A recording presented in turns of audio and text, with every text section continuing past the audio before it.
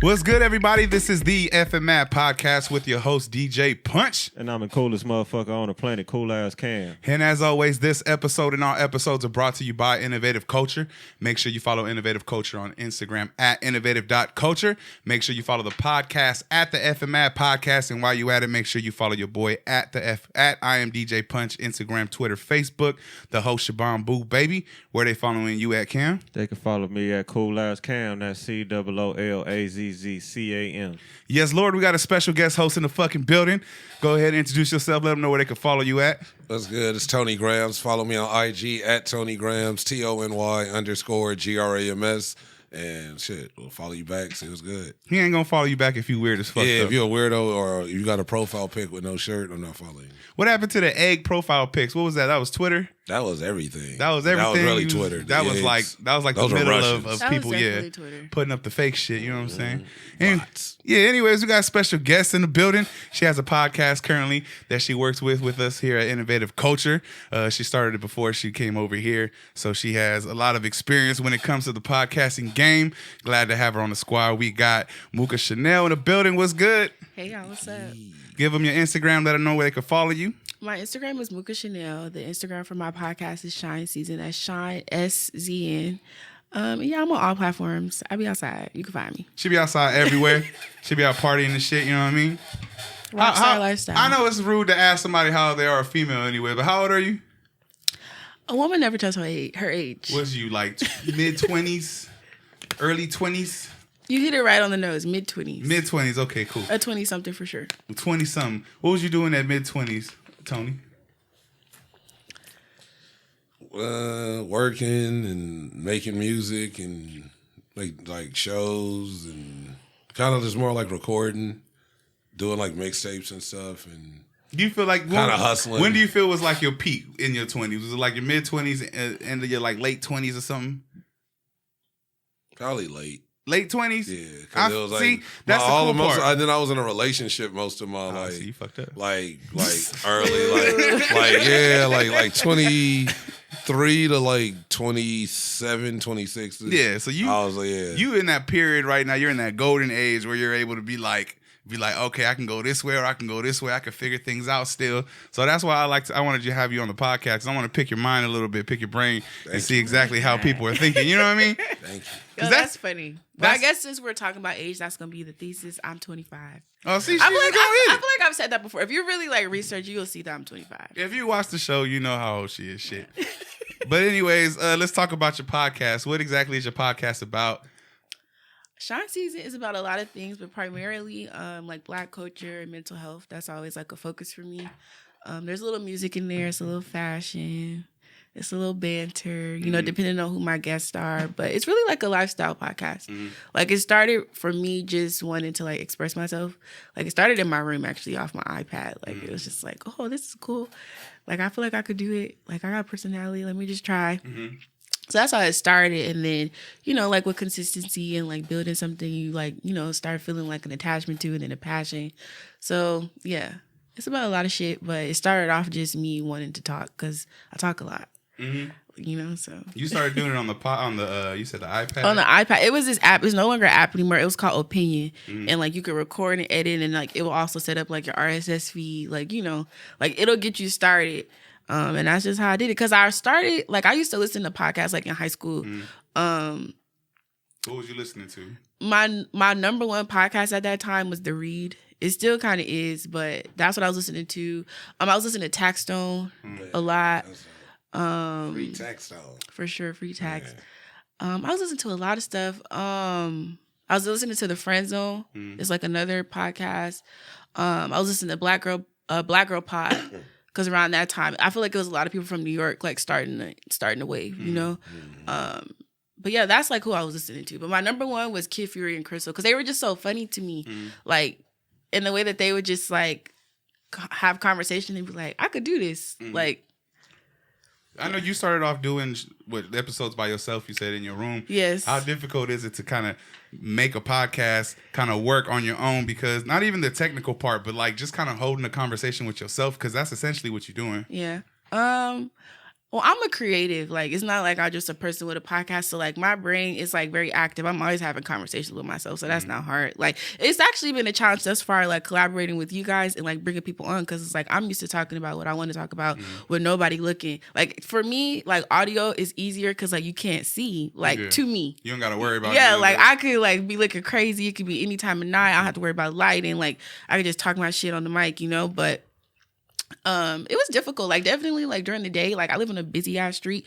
So, like, during the day, like, you would hear that. Like, it would be a lot going on, but I feel like it taught me, like, how to just basically, like, adapt to my situation. Like, what I got going on. Like, I still want to get my content out. So, like, if I got to go in the bathroom, like, you know, and do what I got to do. So, it's, like, lower. I'll do that. But it taught me a lot. It taught me a lot about, like, technology. Because that's what, like, forced me to learn how to edit myself. Because it's, like, okay.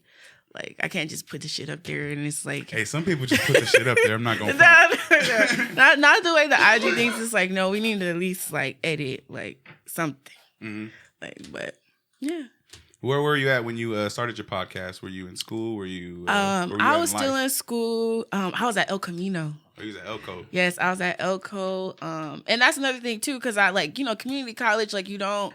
Not that you don't have friends, but, like, you come in there as an individual. You don't want to be somebody's friend at a community college, because let's be honest, you here to get in and get the fuck out. Honestly, you have to have that mindset. Like, a lot of the friends that I met along the way there, it was, like, very temporary. Like, and not no shade, but it would be people, like, I wouldn't normally talk to them. Like, this situation is forcing me to talk to you. So, like, I got, like... Somebody you went to high school with, and you just sitting there going, like, I wouldn't even talk to you in high school. And then it's like, community college is so temporary. Like, you'll meet somebody, and it's like, once they get that refund check, it's like, the classes get smaller and smaller. So, it's like, I remember this one girl. She was funny. She was, like, this, like, random character I met. Like, I really started getting cool with her. Like, I was going to her house after school and stuff. And I know her. She was like, oh, like, I'm marrying this guy from the military. So you won't be seeing me. Damn. You won't be seeing me at school anymore. And it's like, damn, I thought I made a friend. She got free right there, boy. That's some shit. She like, yeah, I'm going to go hit this lick. So that's what that shit be sometimes, though. That's a monthly check. Like, hell yeah. Yo, but I just, like, it was a part of a season of my life where, like, I didn't really have that many, like, friends around me because it's, like, everything was in transition. So it's just, like, fuck it, I'm going to just talk to the podcast. And then, like, for me, mental health has always been, like, a focus for me. Just because, like, you know, I know the spectrum of, like, living with people who, like, are mentally ill. So, like, I always wanted to, like, bring conversation around mental health because it's important. So, like, that would be a lot of my topics. Like, it would be very informative. Like, this is how you deal with grief. This is how you cultivate happiness in your life. But then, you know, you start growing and start being less cookie cutter with your content where it's like, I got to say this and this and my mama listening. And like, you know, it's like, I started talking about what I wanted to talk about. But that also came with time of me transitioning out of Elko and, like, moving to a new place and, like, seeing how other people do media. Because after Elko, when I had got to Clark, I had a professor named Beehive. And, like, he was, like, our mentor. And he was, like, pushing. Wait, his name was what? Beehive ATL. Mr. Yes. What? That sounds like a rap name. No, yeah, like, he's, like, a legit, like, Atlanta media figure. And I remember, like, he was on the radio. Like, so, like, if you listen to him, I mean, if you listen to Atlanta radio, like, you're going to hear him at some point. Name. Hell yeah. Yeah, Beehive ATL, like, for sure. It sounds like a producer drop. No, like, he's literally the shit. Like,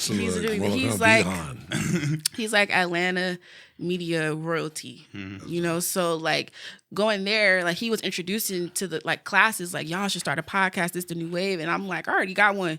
And he like, what? Like, so, like, there I learned the power of, like, being consistent, because his whole thing was like, you already know what you want to do. Like, you just not doing it consistently. I don't know why, but like, you got it. You just need to keep putting it. I'll never forget, like, he used to tell us, like, well, he used to tell me, like, you got to put it in their face till they see it. So it's like, once I finally got that, and that's not until recently, because when he was saying it, it's like, I'm in college. I'm like, what are you talking about? Like, what are you talking about putting in their face? Like, I was just trying to, like, at that time, I was trying to find, like, who I am or, like, my niche.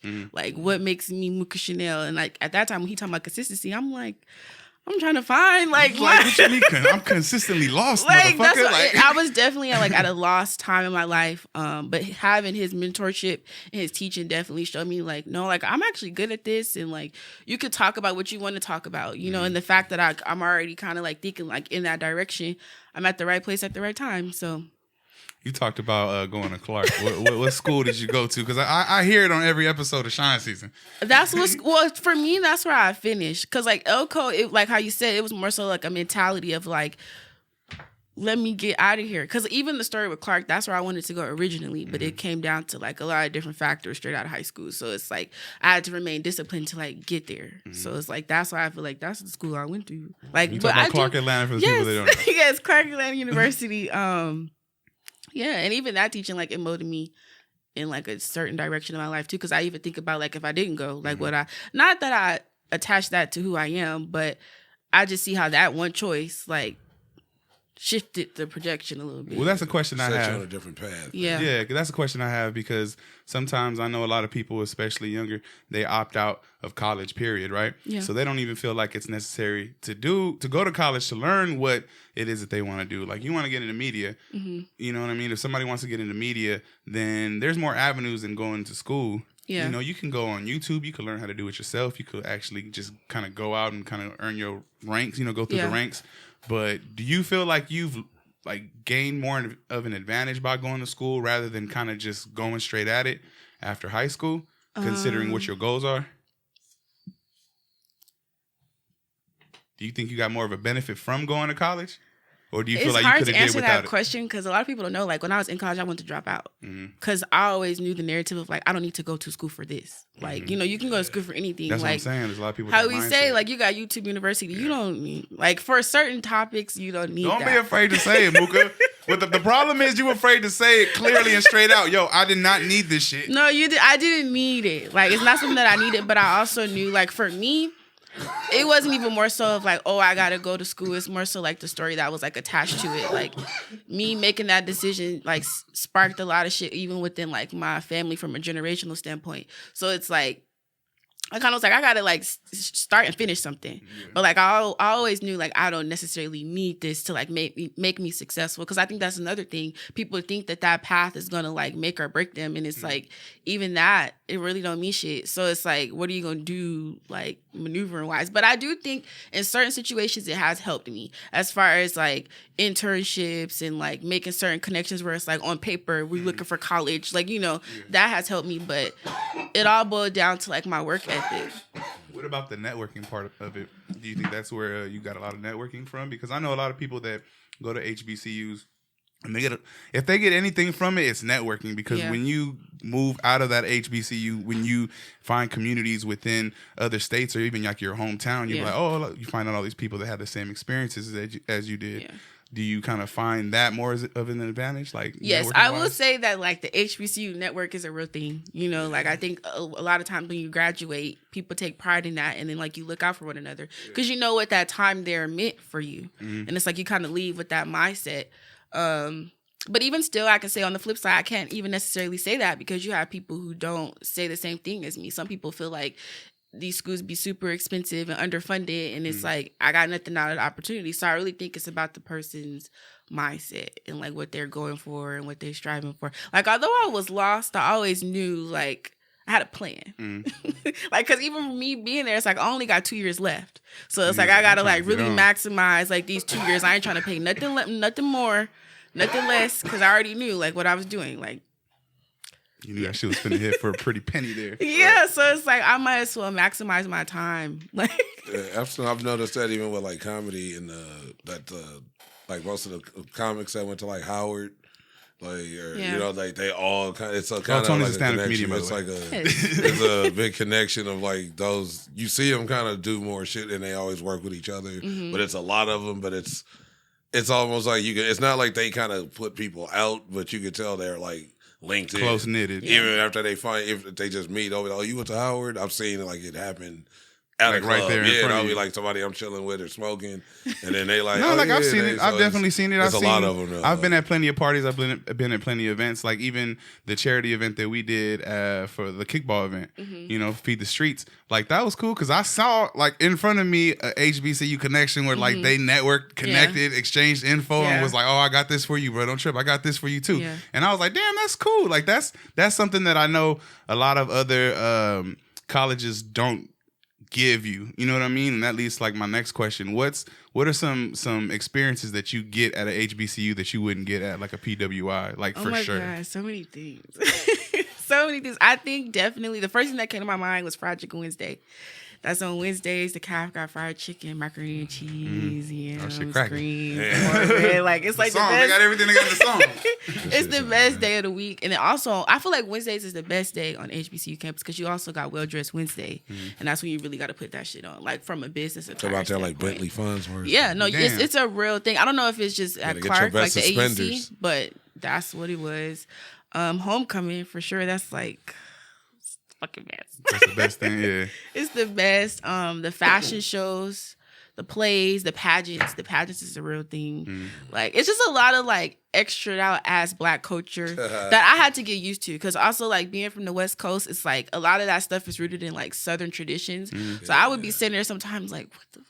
Like you have some moments where you're just like, relax. Like what? It's like, but then but then it like forces you to like respect it because then it also makes you look like, damn, like what do we do on the West Coast or the East Coast or wherever you're from? Where it's like, what do we do to like honor our history? Where it's like that experience definitely for like you don't leave like not knowing who you are like historically. Yeah, as a person, so you get like a sense of self when you get there. For sure. Like, that made me realize, because a conversation that I used to have a lot, because I have friends from a lot of different cultures, and, you know, like, there's this element of, like, Africans and African-Americans, and, like, I used to always think that, like, African-Americans and African culture is the same thing, we just don't know, like, what tribe we're from, but that's definitely not true. Like, going there showed me that, like, African-Americans have a culture that is, like, separate from, like, that whole continent, because it's, like, we had to force a culture for ourselves, so like that definitely showed me that, like not that there's like complete differences, but like you know what I'm saying, like we're the same but we different. No, it's the same, like you know, origin wise it's the same, but like culturally it's still different, like but it's cool to be able to see that though, right? Yeah, for sure. I remember one time, this is going back to like a connection that college made me, but I remember one time I had the opportunity to like sit on like an interview with Burna Boy. He was talking about like African culture and African American culture and like how they're so different and like how we just look alike. But I'm like, you're saying all this? No shade, because it's like this is something that comes up. Like I feel like he wasn't realizing that like African Americans have a culture, and sometimes that happens with Africans. And I'm like talking to him, and I'm like, do you not realize you like no you're fucking culture. Like you're dressed like a hip hop artist. That's African American culture. Like that whole aesthetic is like us. Like you didn't come here and you're like that's what I'm saying. So it's like I don't like how sometimes that becomes a thing, but like it also goes into like systematic shit where it's like we'll be here all day talking about it. I know they just like fuck it. We'll be here all day. They don't be getting it. Like they just be Go ahead, Tony. What you got? I mean, I'm just saying that's real shit. Speak your mind. Though, Go ahead. You get in trouble. None of this. That's not even but not just saying like all of anybody, but it is like that's been with certain type of Africans. That's like a normal kind of mindset. Yeah. And you see it just in how they get down when they get here, and it's kind of like who they kind of want to wife up, or you know, it's like you see certain shit that's like I've seen it since I was a kid, and like people like neighbors or like people from the neighborhood, like African dudes, and then, or even when you see them like doctors, and it's like, I don't know, I felt like, and it's not that it was a bad thing, but I remember in the 80s, it'd be like, Africans would come and it'd be like, they'd become doctors, get like a white wife and like a BMW or a Volvo. Like every like African doctor I remember as a kid, like who the fuck wants a Volvo though? Like exactly, like can you even name a Volvo? Like I always hated it. So it was like, there's nothing wrong. That's just a dream to be a nigga, go to med school, come from like no matter where you come from, and become a doctor and find somebody. But it just seemed like I always seen that as a kid, like. A lot, like especially with just not because how people would be like black men kind of only. It was like I've seen that more with African men, like with dating outside, just like specifically white women, and it's kind of so they always seem kind of preempted or just ready to kind of judge blackness, just like like you know I think Dave Chappelle had the joke where he got into the cab. He like, look at you, you are weak. You would shrivel. The African cab driver. You would shrivel like a raisin in the African sun. You diluted fuck. Get out of my cab. Like no, but that joke comes from he knows that experience of. I can remember that, so it's I don't know. It's just that's some real shit though to kind of be in a whole attire It's like, but then be judging it like you ain't got no real, like, nigga, you're the proof of our shit. Yeah. Like, literally. Yeah. That's wild. So where did you graduate with a degree in? Mass media arts with a concentration in radio, television, and film. Bam. Look, I'm not going to lie. I asked that question because I knew she could rattle that shit off. Because they used to have us like recite it like in our head, like, greetings. I'm not finna do it. What do you think you've learned most from getting your degree in that? Where does it help you today? It definitely helps me professionally because it's like, although I do this for like a passion of mine, like my 9 to 5 is still media. So it's like, it definitely taught me that, like, by the book, what is reach and frequency? What is impressions? Like, you know, like all of that, like technical crap that like we have to do to like make this a business. It definitely taught me that, like the business aspect of it. And just how to like have your own voice. Like what makes you you and what do you want to talk about? Like, but I can't even really too much attach that to school because that's more so like a personal thing. But that definitely but if you happened. found it on your it gave me that journey. space. Like it gave me that space to like actually sit there and think about that because I think about the stuff that I do a lot and it's like it is a luxury. Like, you know, to be like, oh, I want to have a podcast and like be able to do it, be able to like pay for it, be able to like have the creativity to build a platform. Like everybody can't do that. Like, you know, like it taught me like this is special. So it's like, how do you treat it? Because like for me, it's like, it's my baby. Like, because I know this is what I want to do. Like, this is what I want to do. So I'm going to do it. So. What were your expectations when you went and you went with the focus on that? Like that was your main goal to graduate with that degree. Like what'd you look to get out of it besides just a piece of paper? I guess maybe that like for me, dedicating that time like shows somewhat of an expertise to it. So it's like definitely that.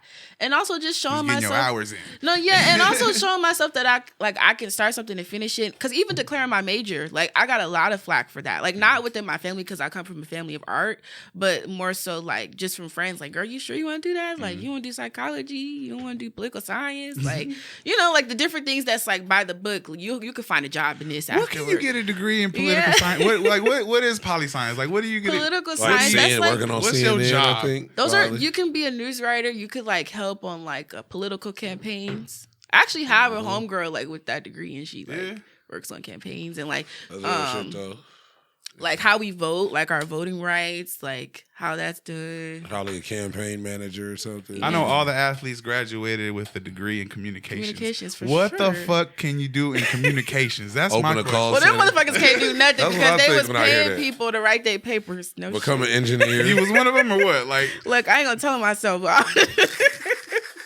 I'm just gonna say you already got the piece of paper. Don't trip. Like that was definitely a thing. None of the athletes did their homework. Yeah, you don't. They just let you pass. Just to pass, you just go. As long as you win, win, wild. baby, win. Motherfucking Al athletes. Davis and shit. Just. Speaking of athletes, Deion Sanders, you know, you see he Neon dipped.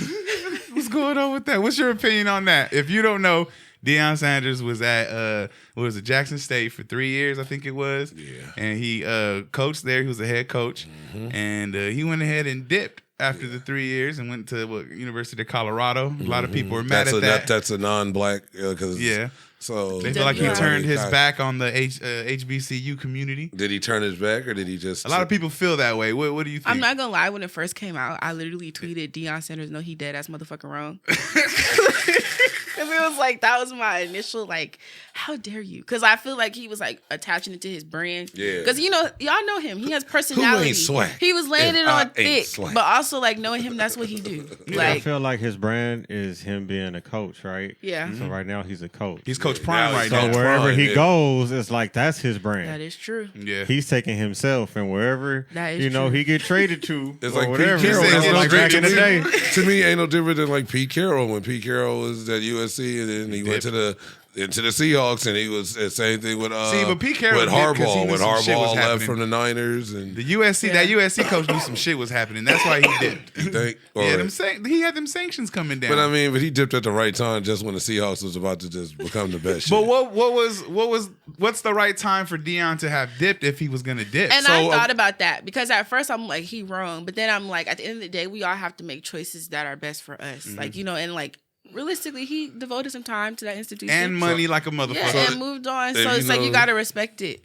If you know some of the details, so he took it, he did it, and he told them if something better. He told them in the beginning, from the get, yeah. If something better comes along, I'm gonna have to entertain it. Probably take it. I have to entertain it if you're not gonna pay me. And then so they had 3 years. Never like really paid him. He was putting his money into shit when he should have been putting any money. He told them, in take that anything. money you're gonna pay me. I don't know what percentage it was, but he was like, put it towards the program so that we can get better facilities. And not only that, he raised funds on his own and went out and found celebrity or which or he shouldn't be doing as a coach. Yeah. And the coach I don't had never seen have to a do none special. of that. Like I seen a special when he was talking about like he's really concerned about like his staff. Like it's not even more so like his salary. It's like the people that he needs. Because Like there's still some people, somebody's stealing money. Yeah. That's part of it. y'all see No, that that's video? part of it. Did y'all Because see that video? So they said they would pay him if they had more than if they sold more than I believe 38. If they sold more than like 38,000, it's like a 60-something thousand seat arena. Mm-hmm. If they sold more than like 30-something thousand seats, he gets the team gets paid. He gets paid. And let me ask y'all a question. And they had like No three sold a offense. bunch of sold out but all games. offense. No offense, but why are HBCUs building these big ass stadiums? Because they know- big ass stadiums, and because there only a lot be of- like 10,000 people that come. But that shit kind of sucks. Because in the big Because of games college come games. there, the big games come, and then the road they might. It's just certain shit. It's that like we gonna build a they get a $60,000. I mean, we gonna build a 60,000 seater just in case Alabama come. But Like what they- the fuck? You know what? I can't speak to this. I feel like HBCUs at times like allocate their money to the wrong shit. Mm. Like that's a real thing. Like sometimes it would be like, why are we getting a new student center when like there's like 30 kids who needs their tuition paid off? Like, We need somewhere to step. We don't need Like, big we wigs need in somewhere the to lobby. step. we need extra We- housing, and you guys like, but you know we're not. We'll build the stepping areas. But we need somewhere to stomp the yard. No, I mean, because you can't have the culture without the culture. but saying so out of 68,000, they're saying that they sold out a bunch of games where those games were packed, and the people were supposed to get paid. No one got paid. On top of they said when the ticket sales and they looked at the receipts, it was like it was only 16,000 people or 28,000. And Man, this shit sound, hey Cam, this shit Deion sound like the said club itself. all over again, huh? Deion said Fucking itself. promoters. He said himself like there's somebody stealing. Y'all need to find out who's stealing.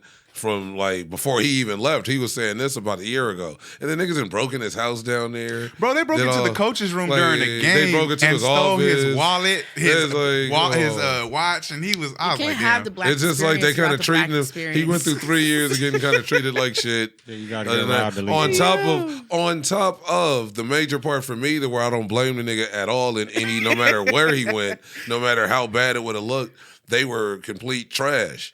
For forever, they were like trash. Like they were, it's like they were horrible. And he took them to an undefeated and a title. True. So like, what else? And you still won't pay that nigga. So it is kind of like fuck off. I'm out. Like that's being. I'm kind of being nice by just leaving and not kind of smearing y'all. Yeah. And then y'all How try do you to raise still the spend funds it though? on me. We selling Coach You Prime better merch. give them. Somebody better count them You're tickets again. realistically, the way that you're raising funds is through like.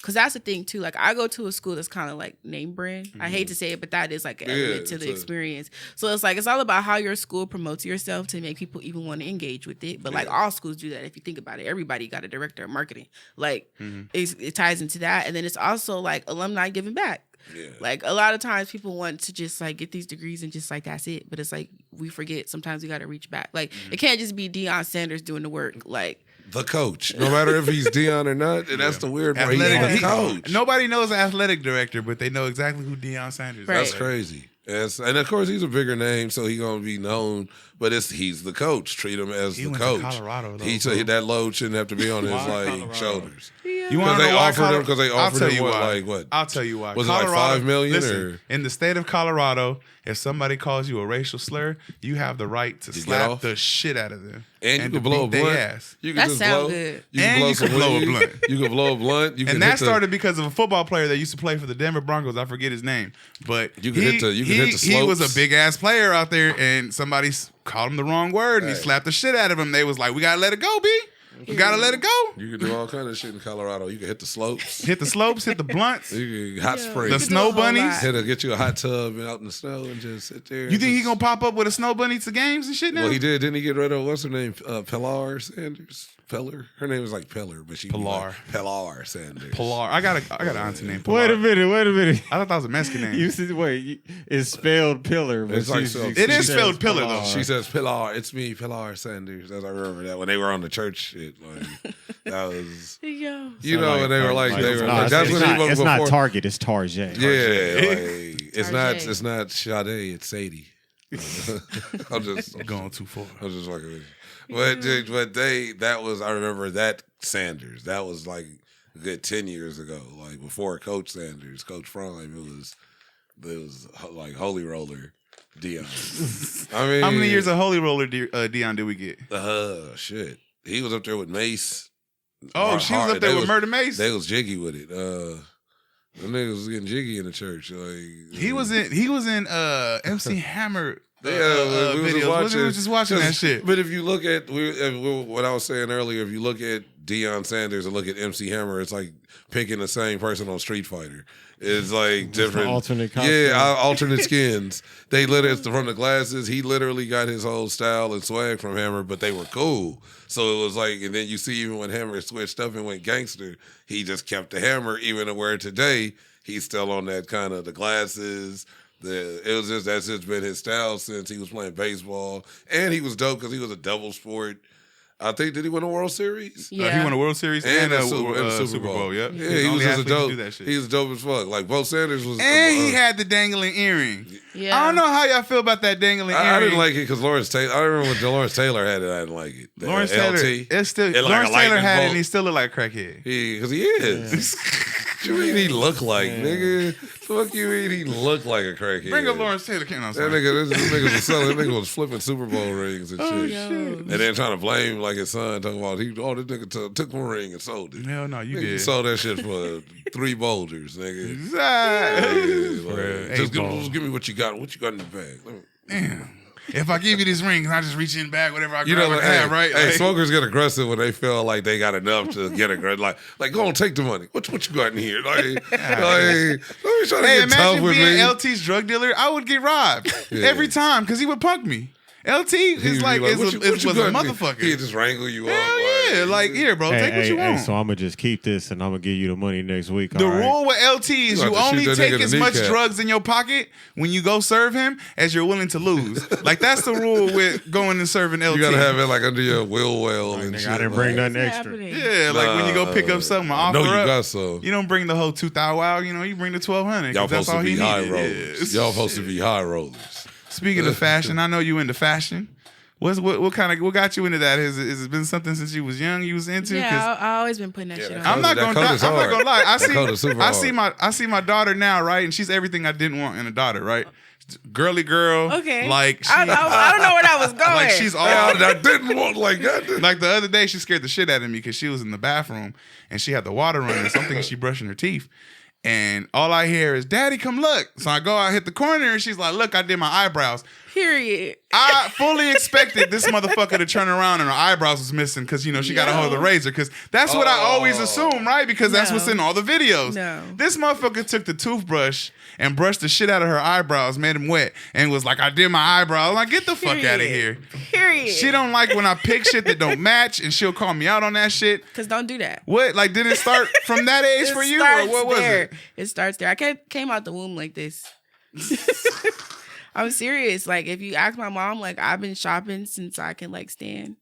Like, I was, like, that little girl, like, in the racks, like... going through it. Looking for things. Yeah. You know why? When I knew you was really into that shit? When you started calling your clothes pieces. I was like, oh, yeah, no, that's like, different. You have clothes and then you have statement pieces. It's not like just artists clothes. be like, my pieces. No. This piece I did when I was coming back from Nepal. No, but I've always loved fashion. Ensemble. I've always loved fashion. I've always loved getting dressed. Like, I think I was low-key, like, made to be in front of the camera. Like, I'm not kidding. Cause, like, I always remember, like, growing up and, like, we taking pictures at the swap meet, and it's like with that, it come a look. Like, you ever take pictures with the laser background? With what you mean by laser? Because I know we definitely had like a Michael Jackson laser background. No, I never had that. A lot of them was in the school. We had the airbrush. School background. Yeah, mine was like airbrush. The school background would have the lasers a lot.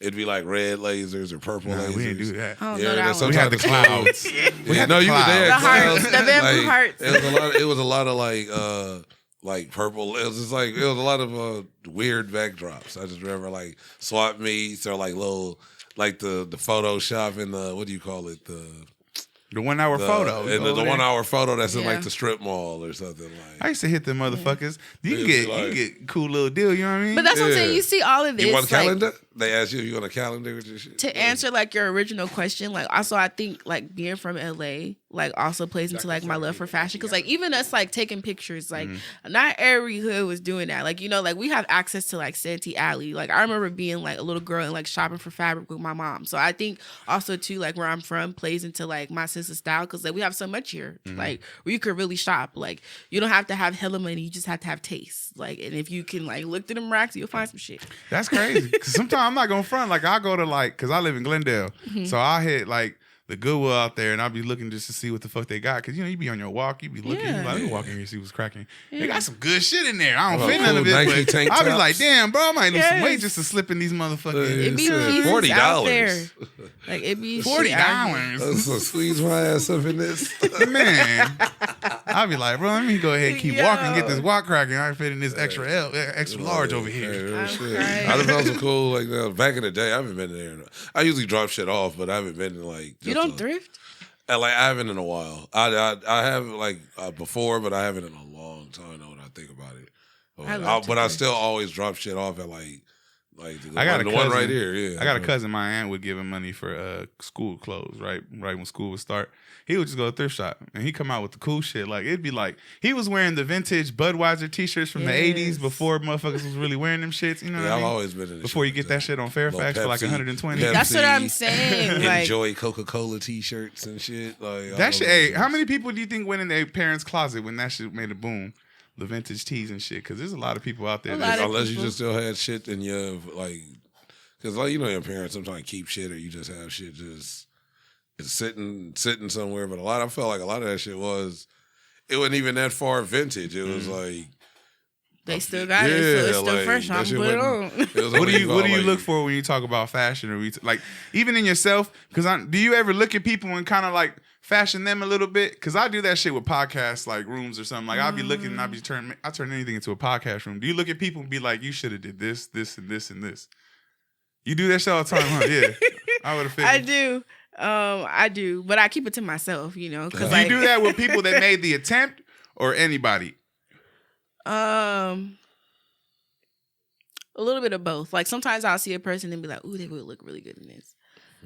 But like they don't know that because it's in my head, and it's also like I also like to respect people's sense of style. Like like I understand that like everybody has different expressions in fashion, like so it's like be respectful of that even in like your commentary because it's like some stuff is like that's they shit. Like like some women really wear like moves, like but it's like they got different designs and all, and it's like I wouldn't designer moves. That might be a thing. I might have to start a business. That's what I'm saying. So it's like I don't know about designer. If they got a collection, you gotta respect. It's like rhinestones around the collar and shit. You gotta fancy that shit up a little bit. Like when does it become a dashiki, oversized dashiki? That's what I'm saying. It's different styles. When does a moo become oversized? Do we need to ask the people out there? What are the dimensions? Yeah, like when does it become a smock? No, but when is it a fashion smock? Is fun. Like fashion, it's like it's an expression, like. That's true. And I'm not gonna lie, it's not like I'm like dressed down to just every day. Almost, but you got your days, right? But I even feel like my bummy days is like that's cool. Like even like I don't shop normal. Like my sweats kind of got to make sense. It's something got to kind of what's your basics when you talk about getting dressed? Even on your bummiest days. But I was gonna say, what's a bummy day? Does now? it have to be? I just had one. It was a real good one. I'm gonna describe bummy days. I feel now are like. It's niggas that's considered drippy and swagged out. My bummy days consist of like, nigga, that was some regular sweats or sweatshorts. But that's considered like certain niggas with the sweats and some Air Forces and you see like Billie Eilish or something. Oh man, there's people I see at the mall that they be like, I'm looking bummy, and I'm like, it's a certain type of style that's considered like pretty dope, and motherfuckers pay expensive shit for it. Some of the pieces but that's considered like some bummy shit low key back. And that's how a certain nigga, if you could dress, you run into the liquor stores, or you go throw on, you got your regular sweats on. Yeah. That's how I feel because I got these one pair of Lacoste sweatshorts. I feel like that when I throw them on to go to the 7-Eleven to go get blunts. I throw them on to feel a little more fancy. I just see somebody like, this is my bummy shorts. You know what I mean? Like throw it on, something like a little something. That's my slight flex. You know? Yo, my bummy, I have like 2 tiers of it. Like I have like I'm running errands, and it's like I don't want to be too crazy. Yeah, like like still presentable. Yeah, like with that, I just did one. I'm gonna describe it. I had like some old ones on, some of Lily Mae's, like the old ones I have that are like run down. Like, cause I like a worn-in shoe. Like I'm not that person that feel like my shoes gotta be out the box every day. Like, cause with certain pairs, it's like these not going anywhere. So it's like however they wear, I'm keeping. It's like it's supposed to be like the Nike runners, look like they're from the 70s and shit. They got that like the cracks, some blazers like, or something. I'm kind of like tomboy chic, if you will. So like I throw on like some basketball shorts, and like a hoodie. That's like my like running errands, but like if I'm like bummy, where it's like, ooh. It's like a pro club with the loose neck. I'm gonna have on some Crocs. She got a loose neck pro club on. I'm gonna have on some Crocs. My brother's basketball shorts. And I try to do like a 2-piece, like at least make it match. Some Adidas sweats with like the letters missing. Adidas. No, I'm not an Adidas person. I'm like, I only like stripes. A few. Yeah, and it's like I'll do like I don't know. I like Adidas jackets. And it's like the pants, not really, unless they like joggers, really. I don't like the baggy ones because I don't like sweats that go over my shoe. Yeah, I can't. I have this rule. That's hot in here now. I can't fuck with the shell toe Adidas. Me either. That shit hurts your. They're disgusting. They're ugly to you? Thank you. They are disgusting. See, I think especially the all black pair. All black are ugly as fuck. I think I told y'all my like problem with shell toes on like another show before, and I was like, I've always equated them with kind of like posers. Like motherfuckers that like think they put on shell toes, extra. But it's regular. Of course, regular people. Yeah. What about Run DMC? I'm not. That's what I'm saying. But I still don't posers care, attach themselves to something that's legitimate. So you rather see some Stan Smiths on? But yeah, honestly, I could do Stan. No socks or no socks. Stan Smith, socks or no socks. For a girl, no socks. I'd say for a dude, socks. Even sometimes for a guy, it's a vibe. Like if you on a boat or something. Yeah, hoochie daddy shorts? Like, nah. I love like hoochie daddy shorts. Deck shorts. But see, what's the difference with hoochie daddy shorts and deck shorts? Oh, hoochie daddy shorts, you show that leg. And I mean, with deck shorts, you gonna see the calf in the deck shorts. You know what? When it comes above the knee, that's a hoochie daddy short. I think hoochie daddy deck shorts could be hoochie daddy shorts, bro. All you gotta do is put a cuff in them, and now they I think hoochie daddies are like a mid thigh. Boat shorts. I think hoochie daddies are like mid thigh. Like nigga, your shorts is like you wearing those are like Aquaman's. Boat shoes, socks, no socks. You got on some old Aquaman. Boat shoes and socks or no socks? Not the deck shoes. They call it deck shoes. Like Tommy Bahama. Like Tommy Bahama specialized in deck No, like what are those shoes that you wear? Nauticas. Yeah, like the Nauticas. Like I love Nautica. See, I'm a person like I feel like with fashion, that's what makes you kind of like your fashion. When people be like certain shit is played out, but I still like Nautica shit. If I can find like some Perry Ellis shit, it's like if you can still find that shit and rock it. Anchor Blue motherfucker? Nah, well not like a lot because you remember Anchor Blue was Miller's Outpost, and Miller's and then Anchor and it became Miller's Outpost. It was Miller's Outpost, and then Miller's Outpost became Anchor Blue, and Anchor Blue became Old Navy. So it was like I used to go there, but a lot of times I was too big. Anchor Blue became Old Navy? Yeah. That's new. And then a lot of times, like even when you like go in Banana Old Republic Navy, owns all and that's that why shit. when you go in Old Navy and it had that section that said Anchor Blue. Because they just kind of absorbed the store and just had like it just became certain jeans and shit they sold Anchor was Blue Anchor Blue. Cool jeans. Y'all really showing y'all age right now. Yeah, I mean, I'm grown. 34. Yeah. I'm like I got everybody beat. Yeah. Father Time in here. It's like an apocalypse now. But what was the first thing that you bought that you was like, oh yeah, this is it. I can't wait to wear this shit. Like, what was the first thing that you remember going, yeah? So many pieces. So many pieces. I think it's not what I bought, but I think for me, I really understood I was a fashion girl with my prom dress for like my senior prom because it's like that was like something that like I did the research on. I knew what fabric I needed. I knew what design I wanted. I knew like, and also with the help of my mom, Cause like I come from like that's like I don't know, my family's like a church family, so maybe that's where that comes from. Like just like being well dressed and like you know every Sunday you need to have pieces. like we from church, gotta be dressed like a motherfucker. Like the church pieces, we don't play with them. Like I've been walking in heels for a long time, so it's like maybe that's where that comes from. But like the one piece for me in my life that I knew like I be putting that shit on was my prom dress. And then like years later, Blue Ivy wore like a kid version of my prom dress. Oh, for real? Yeah. Oh shit. So like for me it was like you're on to something. Yeah, you know what you're doing. you know what you're doing. Yeah. That's crazy. What are some experiences that you've had since starting podcasting that you've kind of enjoyed? Like what are the best parts of it? I would say recently, because I think seeing it visually, it gives people like a different perspective of like what I do. I think the best reactions are like when I go outside and people are like, you know, like I fuck with your shit, like, you know, like keep doing what you're doing, like that makes me feel good. And also too, like having an idea and like seeing it like come to life. Yeah, that's like the best part. Like the accolades and like the praise is cool. You don't take that to heart, to head, you know, take it to heart. Yeah. But like the actual like doing the work of it is my favorite part. What? Go ahead, bro. I was gonna say, if you see like how we were saying about like certain brands, even if it's kind of older, if you see something, what's the brand you would see if it was like something old on somebody? You'd be like, "This nigga wearing."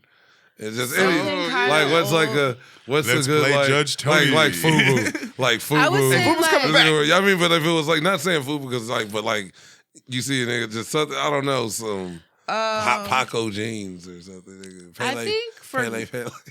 maybe like it would be like Fat Johnny Farms, Blaze. like Rocker Rare. Yeah, exactly. Yeah, like, state property wear. Yeah, Like I saw academics at JCPenney's. Like I saw academics at Fala's at Factory to You.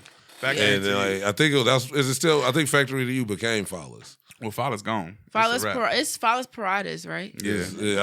But as a Mexican, I love the way y'all say this shit. But it was, and I go for it too. I'll be just saying it. Well, how do you really say it? It was fake academics. It's Fallas. Fallas. 2 L's make a Y. That is true. I didn't know that is true. But it was fake academics on top of that. How do you get fake academics? It was called. I forgot what letter it was up, but we used to make fun of it when you go in there to get like. Because I go in there to get like other shit like. I think I do it by sneakers too. Like what type of sneakers you wear, like tells me like where you're at in life. Yeah. I'm a Vans man myself. Yeah. You know what I'm saying? It was called academics, not academic. It was called academics. I swear to God. ACT. Yeah. It was like academics. Like a good K Swiss tells me all I need to know. But I also fuck with K Swiss. I low key want to bring those back. Y'all remember K Swiss? I remember K Swiss like a month. That was like the original West Coast shoe. But you can see somebody that's rocking them and see niggas used to get shot wearing to them bring shoes. them back, and you can see the attempt to bring it back on somebody, or you can see that you never got rid of yours. Like you can, and they're tied all the way up to like the top of the tongue. It's that crackhead with brand new old clothes. You know what I'm saying? Also the way that you wear your shoe. Also, crackheads they got brand new old clothes. They starch and iron like old shit. They be having an Echo shirt that's brand new. Like, where'd you get a brand new Echo shirt at? Bro, why that motherfucker got a tag on it? Yeah, like what the fuck? Some Nietzsche red. Like what the fuck? Somebody say that shit for you before you got locked up or something? Some platinum FUBU. Like, that's they got the jeans still shiny. That's hard now because a lot of the stuff that we're clowning is coming back. That's what I'm saying. Yeah. Or some of it already came back. It made its run. Hey man, I seen bell bottoms not too long ago. Niggas is rocking bell bottoms. That's about the third time coming back. A lot of niggas is rocking the bell bottoms. And I'm like, we doing this again? No, I'm gonna ask the same thing I've been asking. When are the half jackets coming back on the chicks? Like Sierra gonna have to do that. It was such a look. It needs to come back. Sierra gonna have to. She gonna have to do it though. The half jacket, it gave you that like cinch in the waist. You know? Sierra, I think the only way that comes back, Sierra gonna have to do it just so everybody then they gonna start doing it. It's coming back because she the one that kind of started that. I used to laugh at chicks in high school when they wear that shit and they be so cold and they had no pockets. And or they do, and they just be standing there like that. They look like T-Rex. Like little raptor T-Rex arms. That's funny. Women get so excited about pockets. What's the big thing about pockets? Because they can put their hands somewhere. Because it's like the important stuff you can keep on you. You know, your girl like my daughter get excited about pockets. If her dress got pockets, Ooh. bro, it's a wrap. She's on that shit. You ain't never had a girl do that. Fashion girl. That shit's scary. You never had a girl do that? Girl. Just put her hands in you, just stand there, like hug you with her, kind of like just to hold your hand. You like in your a fucking hand warmer. Yeah, it's like they love pockets.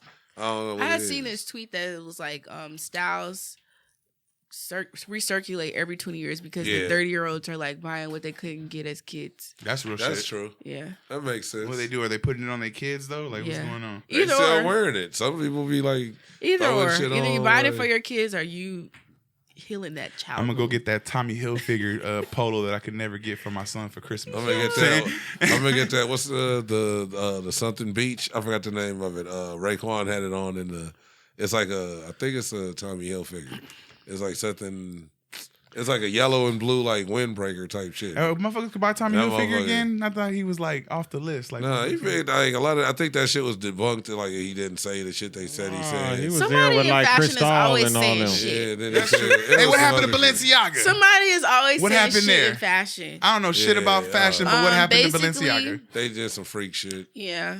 Some weirdo shit. They had like pretty much had like a photo shoot, and then had like the kid holding a teddy bear with like bondage shit on the teddy bear. Nah. Like the S&M like straps on them, ball gag on the teddy bear. Like one of the eyes on one of the teddy bears like I got it been blacked. Kind of like on some freak shit. Oh, and it's like, and then the weirdest part of the whole ad, in one of the parts of the ad, there's like papers. It's like, you know how they pan like the table and they might show like a glass of whiskey or something. And it shows like paperwork kind of sprawled out. And when I guess they zoomed in on the paperwork, and it's a real court case of like. Damn, dog, you got a lot of details on this shit. It was like a whole. It was some weird shit. It was that like. It was the paperwork when you zoom in on it was like a case of a real case of somebody versus the state of them trying to like uphold pedophilia laws.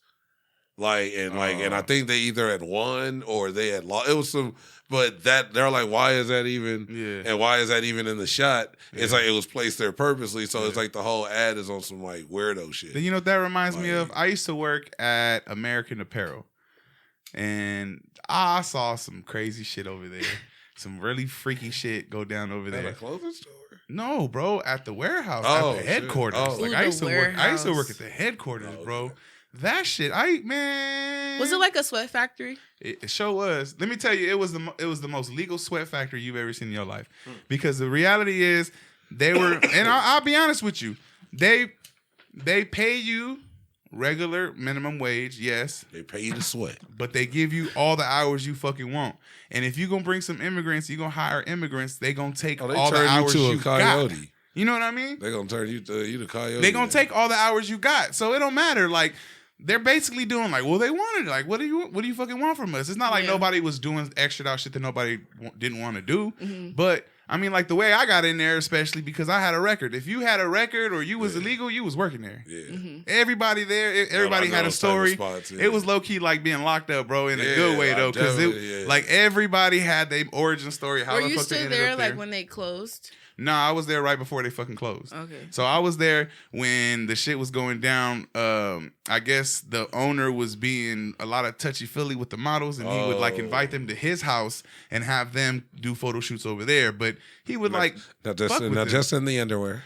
Yeah. Man, hey, y'all don't even make underwear. Like what the fuck? You know how many bad bitches would walk across that dock, that loading dock, and then they would pass you and you realize that's not a bad bitch. That is a man. Like on some real shit. Pause. Damn.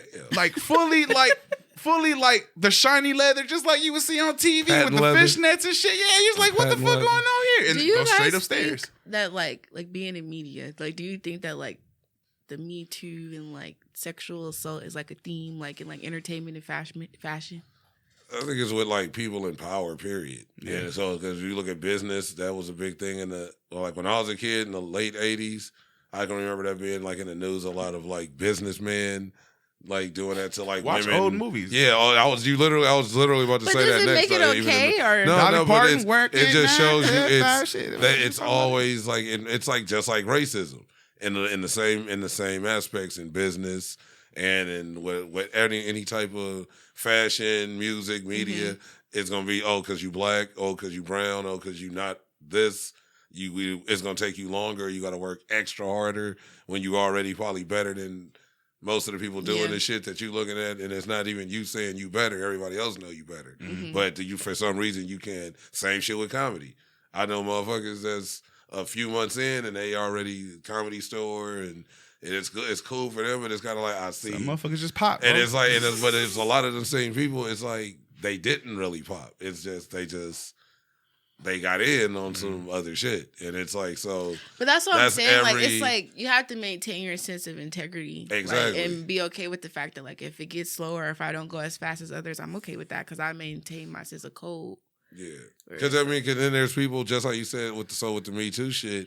Like with the dude, what's the old weird dude, the movie, the Weinstein. Weinstein. Oh shit. So just with Weinstein, they said the same thing. Like out of all those women that he did that to, that came forward, there's a bunch of women that kind of did it just to actually further their career. Yeah.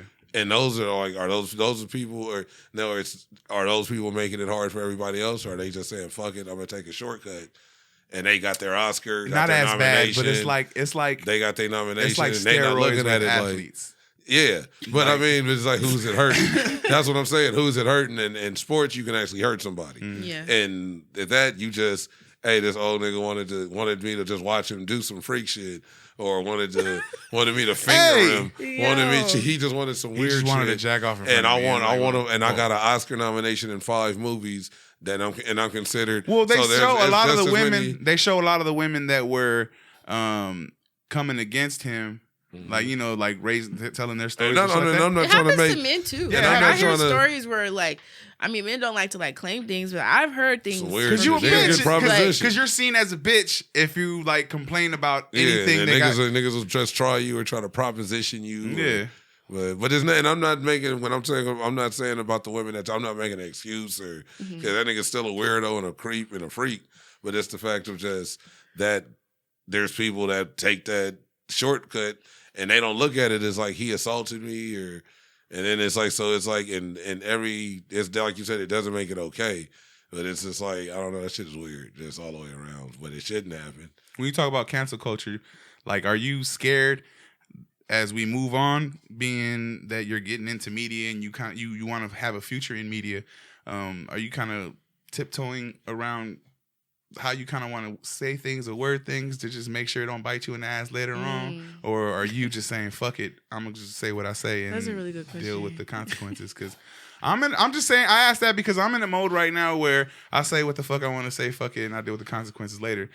For the simple fact that I'm in a moment right now, you know what I mean? And if I'm not if I'm not speaking out of this moment right now, that I'm not being authentic. That, yeah. I'm wasting this energy, you know what I mean? I'm here to put something good on tape, you know what I mean? And it's not necessarily to put something good like, oh, let me say something that's gonna appease the people. No, it's let me say some honest shit or how I feel right now, even if it's me being funny and making fun of some shit. Like, we can sit here and it's not funny in real life, but we can laugh about rape.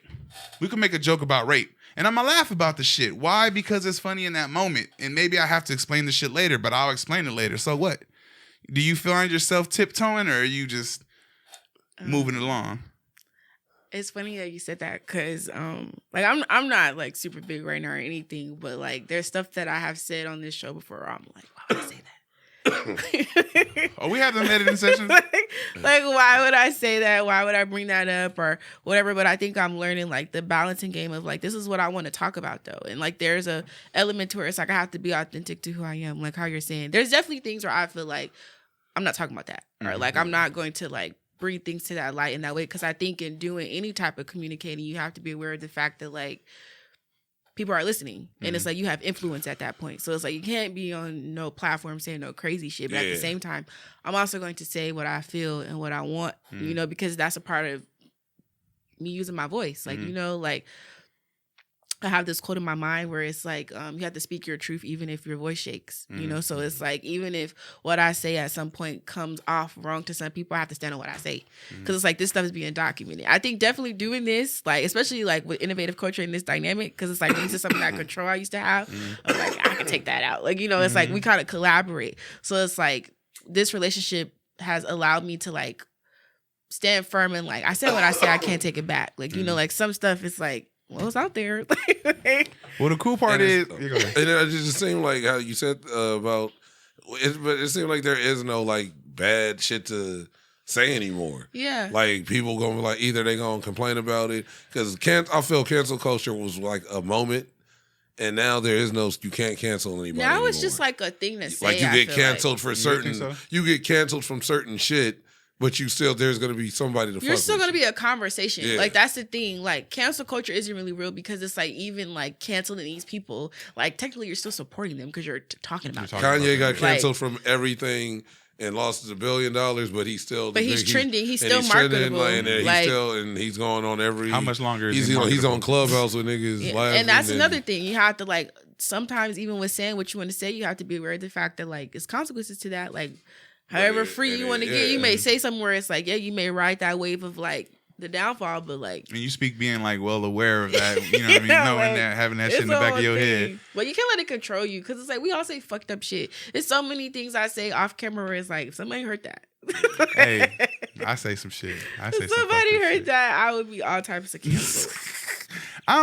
For me, I think there's a difference between saying shit to be hurtful and saying shit to just kind of just being funny, just joking, making light of a situation. Because I think in any type of situation, you could find some type of light out of it. You know what I mean? You can find some type of joke out of it. That's like all of the shit that's, instead of dwelling in a dark place on shit, you supposed to kind of, I got certain shit you ain't supposed to be just laughing your ass off at, but certain shit, if you experiencing it, who's to tell somebody you ain't supposed to try to make yourself feel better, or you had to laugh at, like, what the fuck, like, especially when it's your life experience. Exactly, like, that's what happened to me. Like, especially when I'm on the show talking about something that happened to me, it's like, you can't tell me you can't tell me how to react to something I went through. Yeah. And like, even if you went through it or not, you react how you react. I can't tell you how to react. Yeah. But you just watch me or don't watch me. Like, but I feel like in this era now, ain't no like, he said this. You're going to get talked about for a couple hours. It used to be a couple weeks, used to be a couple days. Now it's literally a couple hours. Somebody else going to say something. And then you're going to be doing your show 2 days later and back on, and and them same watchers, if not more people, are going to be watching you to see what you're going to say next. Because they trying to see the fuck shit. Because they going to be like, oh, who is it, if they don't know what you're saying. It's almost like say. fuck shit is like profitable. Very, very. But the cool part about that is people have found the niche in that, to, like 6ix9ine, to where they find it profitable enough to live off of, and it's like, you're not doing anything else except. But that goes back to the code I'm talking about earlier. Like, you got to know why you're doing what you're doing. Like, that's not my brand. Like, that's not even who I am as a person. Again, so that's like, the cheat code. Sleeping with the dude to get your Oscar. I wrestle with that too. Yeah. I wrestle with that because it's almost like, what's clickable, like what to talk about that's gonna really get people to like. But it's like, is that what I want to talk about? You said she set the internet on fire today. Like, they gonna be talking about her for like 2 days. Like, then you just go from, and then people, I feel certain people get into that and they get stuck on that because they need, like, fuck, I gotta say something else. Now I gotta create a conflict or a beef with somebody, fake online, talk about another person, and kind of, I just got to keep doing something that's very drastic. Just, I mean, now you look at the YouTubers. They did that, and now they in boxing rings beating each other up. I was just talking about that, like, at one point, it was like when you were an influencer, it was like you were really authentic. Influencer. That's the word. Like, YouTubers you weren't like, it wasn't like a perfect shot. It wasn't like, okay, I put a filter, my body done, People my face like done. you. Like, it's just like, it would be girls like doing their hair in the kitchen. Now it's like everything is so curated to the point to where it's like, it's robotic. It's like the fake reality TV. Everybody using that same template. They just all doing the same shit, and but it's that same. That energy is just, I don't know. I understand what y'all. I feel you. It's very strange. Yeah. Yeah, well, I appreciate you coming by. Go ahead and plug your podcast, plug your personal Instagram if you want. Go ahead and plug anything you want to plug. I just want to say thank you for having me. Like, I feel honored. Like, one, for having me, like, on a business term, and also, like, on your platform. That's pretty cool. But, y'all, I'm Mooka Chanel. You can find me at Mooka Chanel on all platforms. And Shine Season, that's the Shine Season podcast, SHINE, Shine Season, SZN, on Instagram. And we outside. Yes, ma'am. Go ahead, Tony. Where they following you at? Find me at Tony Grams, TONY_GRAMS, Tony Grams. My backup page is Tony Grams Comedy. I'll follow you on both. Yeah, I'll hardly be on there, but I'm gonna start using the offer up link is on the backup. I mean the offer up. What am I selling? What are you offering? OnlyFans. Yeah, what link. you offering? The OnlyFans link is in the. That would be some freaky shit. You got an offer up link and OnlyFans link. You slanging. You slanging dick on offer up. What's in your link tree? Like, hey, my link tree is popping. No, but find me. I'll follow you back and see what's good. CoolAzzCam. I'm CoolAzzCam, coolest motherfucker on the planet. Y'all can follow me at COOLAZZCAM. Follow Innovative Culture at innovative.culture. And what was I going to subscribe to our YouTube at youtube.com/Innovative Culture. And I ain't gonna front, when you said CoolAzzCam, you was doing your outro. I was waiting for you to say, and I laughed with the homie. Make sure y'all follow. Show. Yeah, that's the other show. Yeah. Make sure y'all follow me at I am DJ Punch. Make sure you follow the podcast at the FMAP Podcast.